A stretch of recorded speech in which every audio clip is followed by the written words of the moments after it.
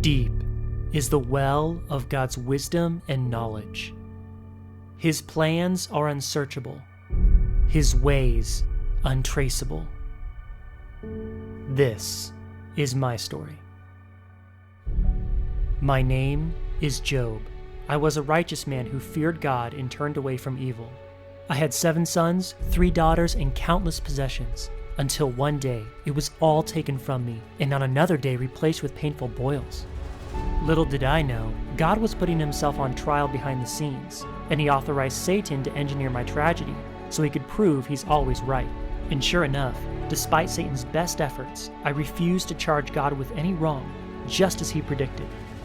But I didn't know at the time why God would allow this to happen, and neither did my friends. They all assumed God was punishing me for something I did wrong, even though I didn't. So using pre-modern, modern, and even postmodern arguments, each friend tried to prove I'm guilty. Eliphaz based on examples from history, Bildad based on patterns from science, and Zophar based on propositions from philosophy. But despite their best attempts to reconstruct what God was doing, I exposed just how limited and defective human reasoning really is.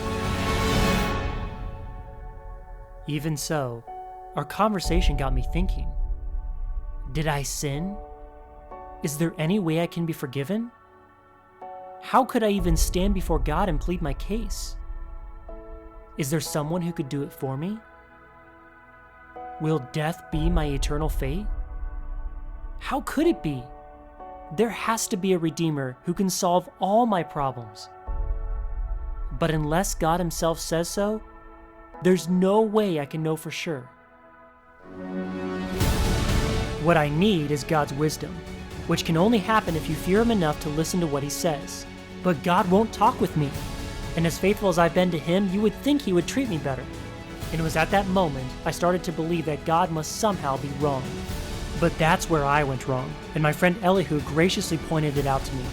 He said I overestimated my own integrity and underestimated God's purposes, to the point where I failed to realize he could do everything I ever wished for and more. And he was right, because at that moment, God answered me from a whirlwind. He showcased his infinite wisdom by pointing out how limited my knowledge of the universe is. Then he flaunted his unlimited power by exposing just how useless my strength is compared to the most intimidating creatures on the planet. He proved without a shadow of a doubt he knows what he's doing, and I couldn't do it any better if I tried.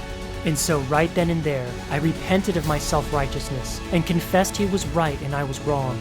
And then, in such an odd twist of fate, God returned to me a double portion of my possessions and gave me another 7 sons and 3 daughters. And just like that, life went back to the way it was. But I was never the same again.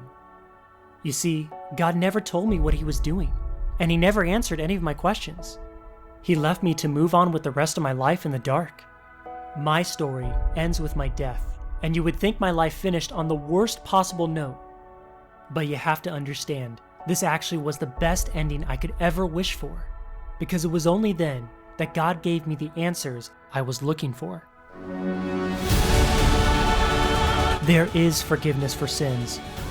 There is a resurrection from the dead. There is a Redeemer who will resolve every tragedy for those who trust in him. My story was over. But the story of the Redeemer continues in the rest of the Bible.